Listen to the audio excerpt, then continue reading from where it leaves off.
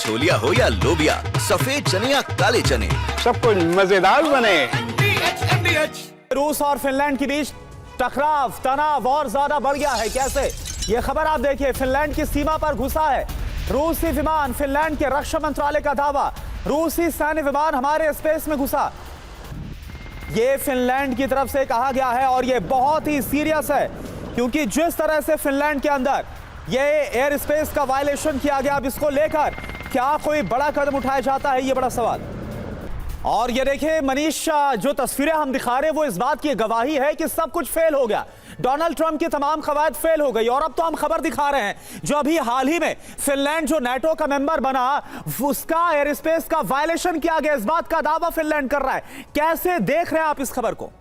देखिए, फिनलैंड के रक्षा मंत्रालय ने यह कहा है कि रूस के 2 फाइटर जेट उसके एयर स्पेस में आए थे।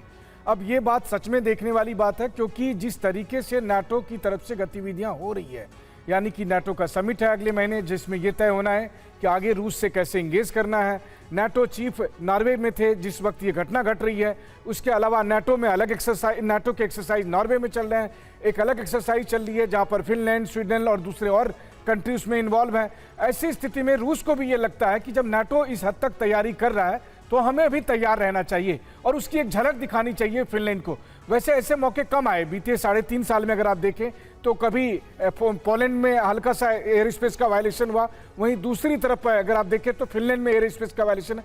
ये बता रहा है कि नाटो और रूस के बीच स्थितियां ठीक नहीं है, खास करके जब रूस ये फ्रीक्वेंसी को रीड कर पा रहा है कि अभी फिलहाल अमेरिका का नाटो को वैसा समर्थन हासिल नहीं होने वाला है। तो ये एक अच्छा मौका है नाटो पर अपना इन्फ्लुएंस को जताने के लिए, और रूस उसी का इस्तेमाल कर रहा है। लेकिन फिर भी मनीष, बात वहां आकर रुकती है कि सिवा सर ट्रंप 2-2 घंटे पुतिन से बात करते हैं, शांति के कबूतर तैयार रखे हुए थे छोड़ने के लिए। लेकिन अब क्या होगा?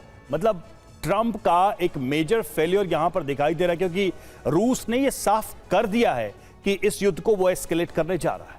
हाँ बिल्कुल। देखो रवि, सच्चाई यह है कहीं ना कहीं जो डोनाल्ड ट्रंप की स्ट्रेटेजी थी वो फेल होगी, और पुतिन को समझ आ गया है कि अभी यूक्रेन वीकेस्ट है, नाटो हेल्प नहीं कर रहा है यूक्रेन को जितनी पहले देता था, अमेरिका बिल्कुल नहीं खड़ा हुआ है, और डोनाल्ड ट्रंप इतने कोई ऐसे स्ट्रॉन्ग और पावरफुल नहीं हैं कि वो हरदम अपनी स्टेटमेंट चेंज करते रहते हैं।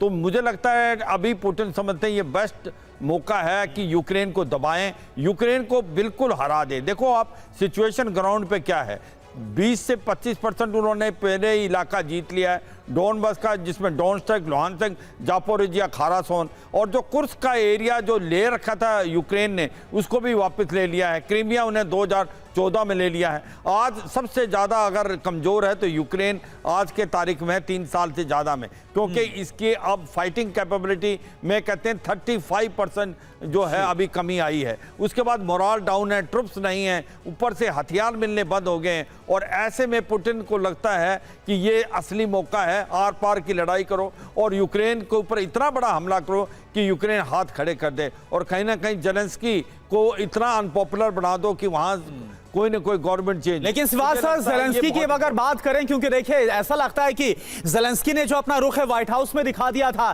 कि अमेरिका या डोनाल्ड ट्रंप उनको डिक्टेट नहीं कर सकते कि उनकी शर्तों के आधार पर सीज फायर हो।